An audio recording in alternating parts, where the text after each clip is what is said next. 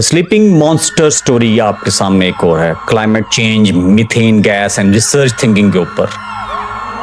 Students, आप एक बहुत इंटरेस्टिंग और मिस्टीरियस स्टोरी सुनते हैं।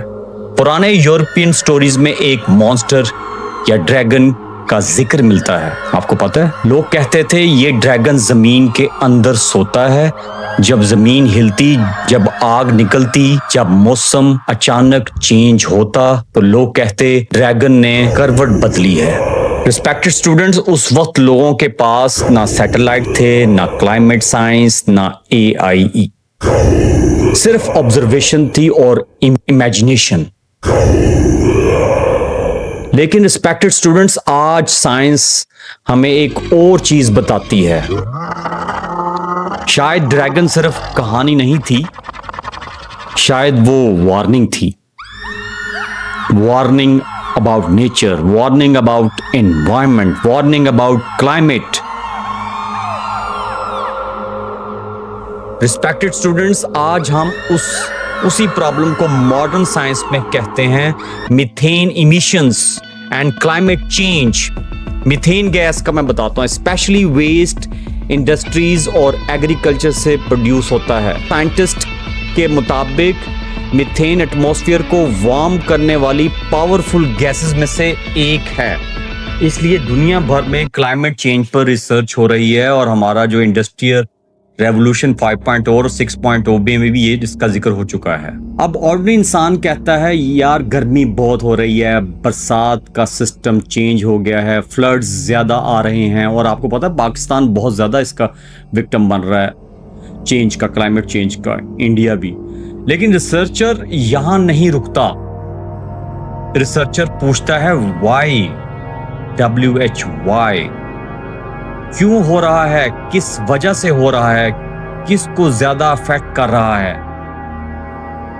रिस्पेक्टेड स्टूडेंट्स, रिसर्चर और डीपली सोचता है, क्या एग्रीकल्चर अफेक्ट होगी, हो रही है। क्या क्रॉप्स कम हो जाएंगी, हो रही हैं। क्या फूड प्राइसेस इंक्रीज होंगी, इंक्रीज हो रही हैं।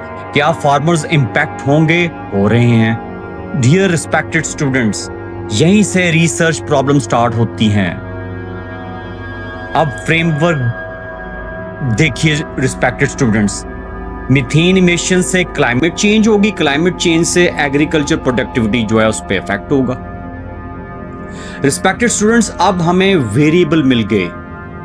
इंडिपेंडेंट वेरिएबल कौन सा होगा, जल्दी से आप बता सकते हैं, बहुत सफर हमने तय कर लिया। मीथेन इमिशंस इंडिपेंडेंट वेरिएबल है और डिपेंडेंट वेरिएबल क्या है, एग्रीकल्चरल प्रोडक्टिविटी, जरी पैदावार। इंडिपेंडेंट वेरिएबल वो होता है जो अफेक्ट क्रिएट करता है, डिपेंडेंट वेरिएबल वो होता है जो अफेक्ट होता है, जो आउटकम होता है, और ये रिसर्चर का वेरिएबल होता है। अब रिसर्चर और इंटेलिजेंटली सोचते हैं, क्या अवेयरनेस भी इंपॉर्टेंट रोल प्ले कर सकती है, क्या एनवायरमेंटल पॉलिसी डिफरेंस क्रिएट कर सकती है, क्या लोकेशन भी इंपैक्ट कर सकती है।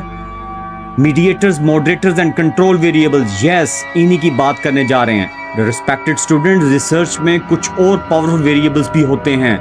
मीडिएटर अवेयरनेस होगा यहाँ पे, यानी अवेयरनेस लोगों का बिहेवियर चेंज कर सकती है। मॉडरेटर यहाँ पे एनवायरमेंटल पॉलिसी होगा, स्ट्रॉन्ग पॉलिसीज इंपैक्ट को कम या ज्यादा कर सकती हैं।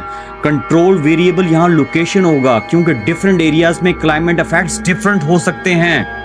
अब रिसर्चर के पास प्रॉपर रिसर्च क्वेश्चन आ गए हैं ना? आप मेरे साथ हैं? Are you with me? Yes, क्या रिसर्च क्वेश्चंस आ गए हैं? Does climate change affect agriculture in Pakistan? Number 2, can awareness reduce harmful emissions? Number 3, can waste management improve sustainability? ये ही हैं हमारे पास।